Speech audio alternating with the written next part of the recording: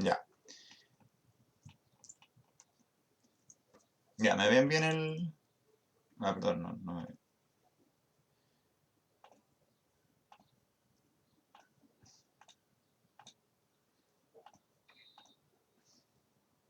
Ya, ¿ahí ven bien?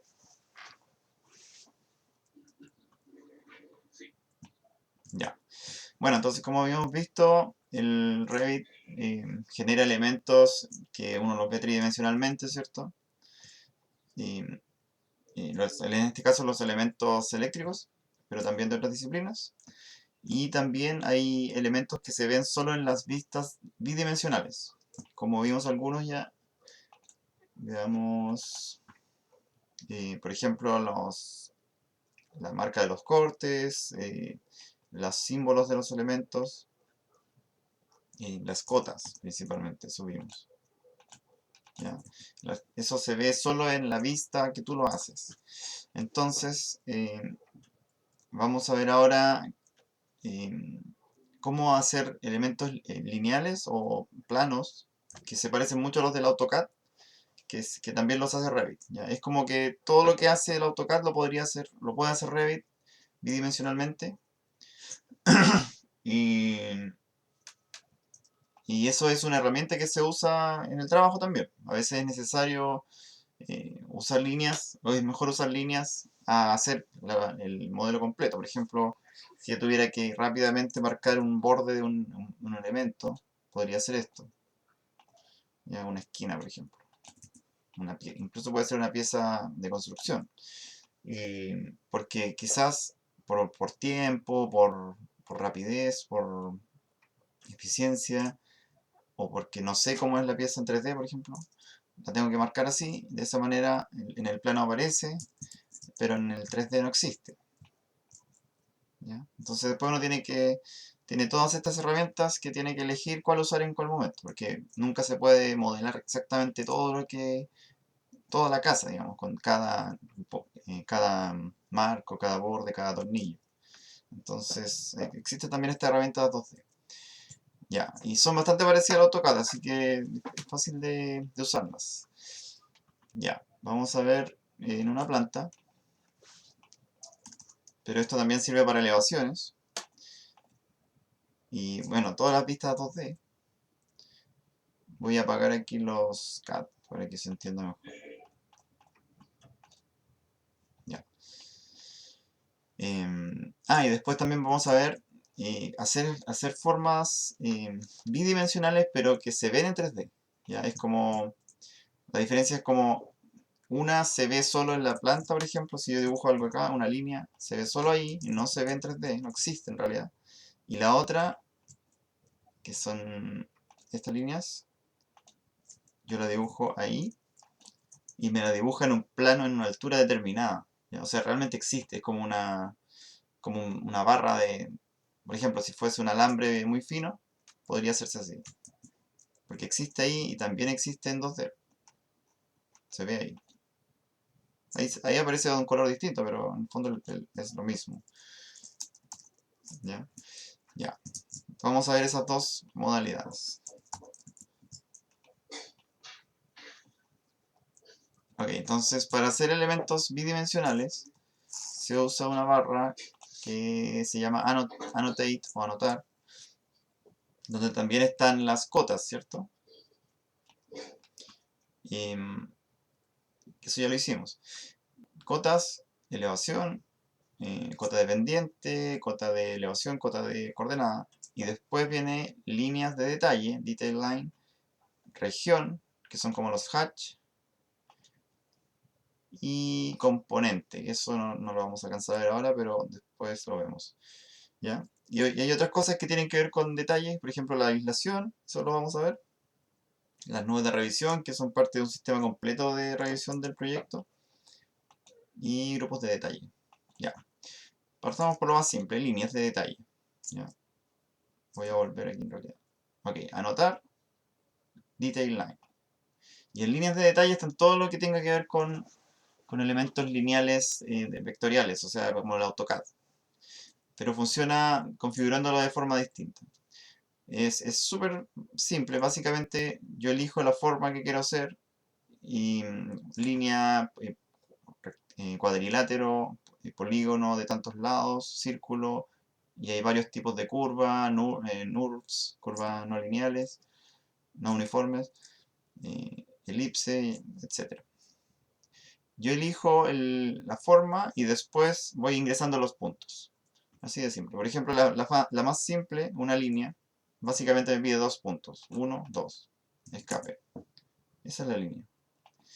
¿Ya? Yo también la puedo hacer eh, numéricamente, o sea, ingreso el primer punto y hacia donde apunto, se fijan que va marcando un número. Yo le digo, en ese vector, haz una línea de 100. Así. Igual que en AutoCAD.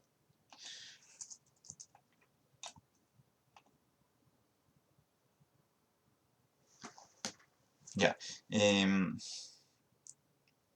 Esa es la más simple, ¿cierto? También yo puedo bloquearla con el Shift hacia en ortogonal, que es como el F8 en AutoCAD, pero aquí se mantiene apretado el Shift y funciona así. En el eje Y positivo y negativo, X positivo, X negativo. Y también puedo ir viendo el ángulo que aparece ahí para guiarme. Por ejemplo, se bloquean 45, se bloquean 90, 135, 180 y así. Ya. Y a diferencia del AutoCAD, no funciona por propiedades tan detalladas de cada línea, sino que cada línea tiene un tipo de línea. Y el tipo de línea define todo. O sea, el tipo de línea define el patrón, el color y el grosor, básicamente. Entonces, acá al lado me dice, si yo selecciono la línea, o durante la creación, yo selecciono aquí un tipo de línea, son todos los tipos de líneas que tengo a mi disposición. Entonces, por ejemplo, líneas ocultas, me dibuja así. O líneas gruesas, me dibuja así. Se aprieta TL para ver el grosor real. Acuérdense que siempre en Revit existe el grosor real, que corresponde al espesor real que va a aparecer en los planos, depende de la escala. Y existe una modalidad de líneas delgadas que me muestra todo en cero, todo en el espesor mínimo, que me permite trabajar más preciso cuando me acerco a los elementos. Ya, entonces esa es la línea gruesa, por ejemplo, el tipo de línea, el estilo de línea. Ya, esa es la línea entrecortada y esta es la línea delgada. ¿Y dónde defino esto? No se define aquí, no se define acá, se define globalmente en el archivo. Entonces eso se ve en Manage, Additional Settings, Line Styles. En Line Styles yo puedo crear, por ejemplo, si quiero una línea verde hecha de puntos, tengo que crear aquí nueva categoría, verde punteada. Esto, subcategoría de líneas, eso es fijo.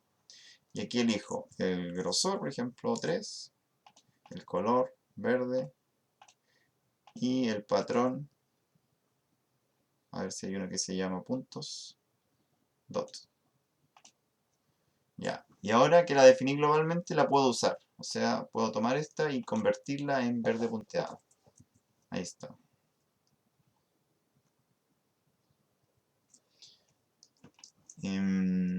Ya.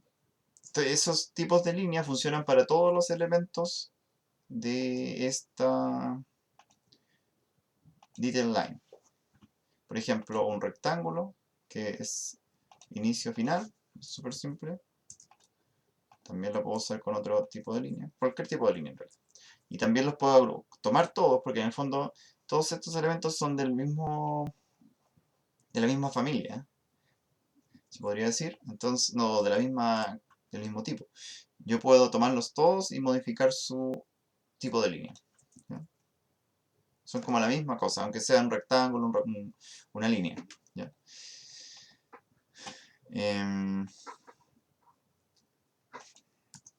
Ya. Entonces, bueno, para hacer rectángulos se pone el inicio final, listo. También creo que se puede hacer numéricamente. No, no creo que el rectángulo no. No, no tengo que decirle explícitamente. El polígono, hay dos polígonos, inscrito y circunscrito. ¿Ya? El inscrito está dentro de un círculo y el circunscrito está fuera del círculo. Es como una referencia, ¿no? Entonces, yo para hacer un polígono, aquí me dice el número de lados, el desfase. Por ejemplo, si quiero hacer un octágono, ahí está, octágono. Así de simple. Creo que le puedo definir el radio. Sí, el radio lo puedo definir, por ejemplo, 10 de radio. Y el radio, obviamente, si yo elijo inscrito y circunscrito, la referencia es distinta, por dentro y por fuera. Creo que ya de ahí yo no lo puedo modificar, ahí ya queda fijo.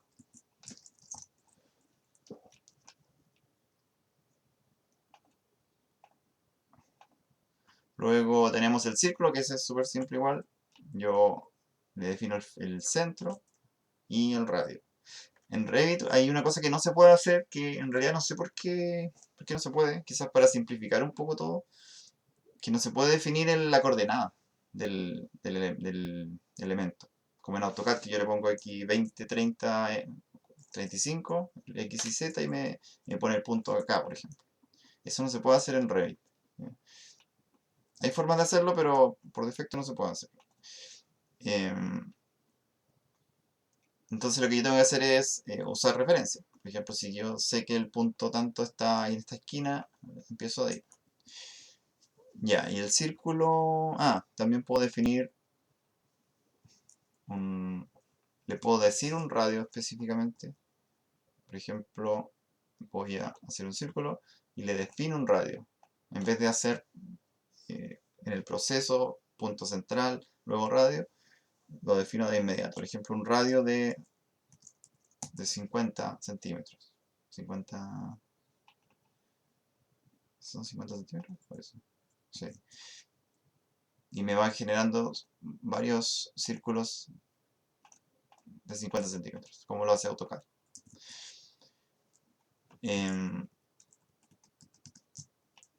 Ya.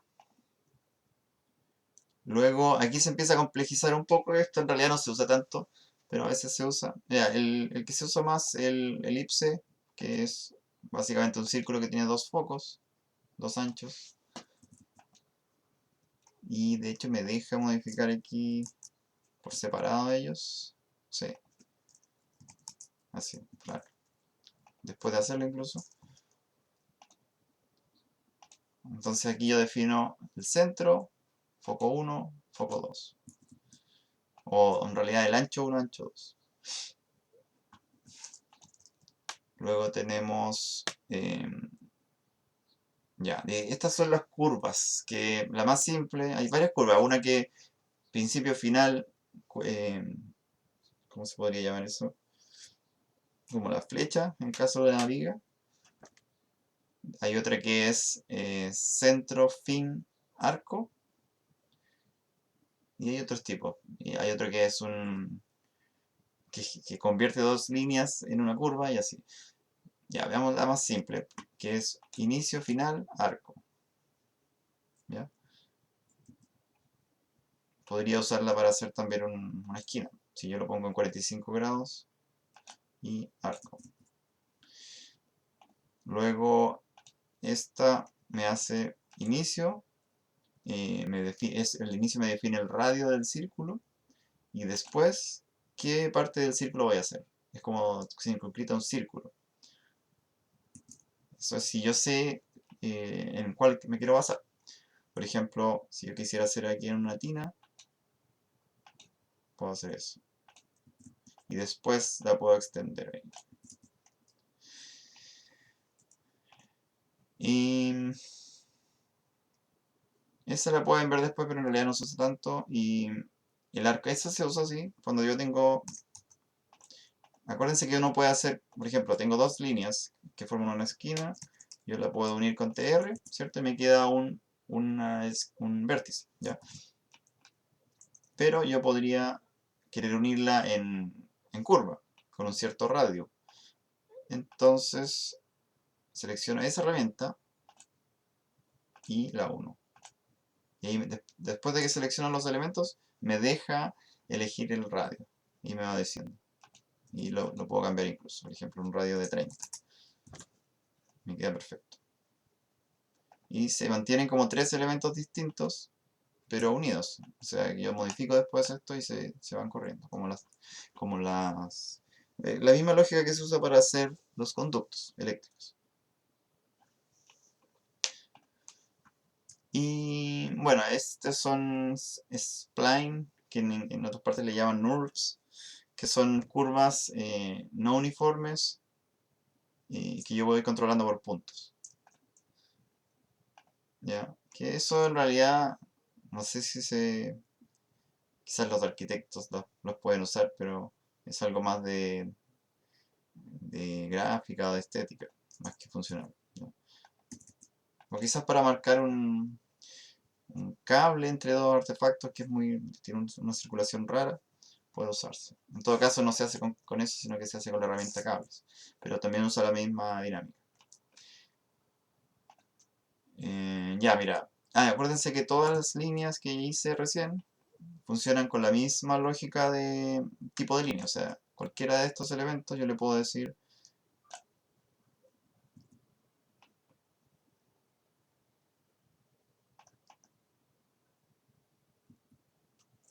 ¿Qué pasó?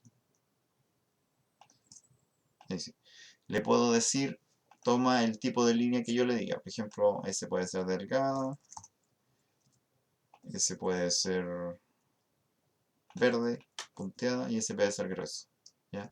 Y eso no importa en el sentido de la relación entre ellos. O sea, siguen siendo parte de una cadena. Esto se llama una cadena en realidad. Una cadena de elementos. Cuando elementos están unidos entre sí. Eh, pero el tipo de línea es distinto, ¿no? Eso es todo. Ya, entonces, prueben eso. Aquí en Annotate Detail Line. Y van haciendo todos los tipos de línea y me preguntan si tienen dudas.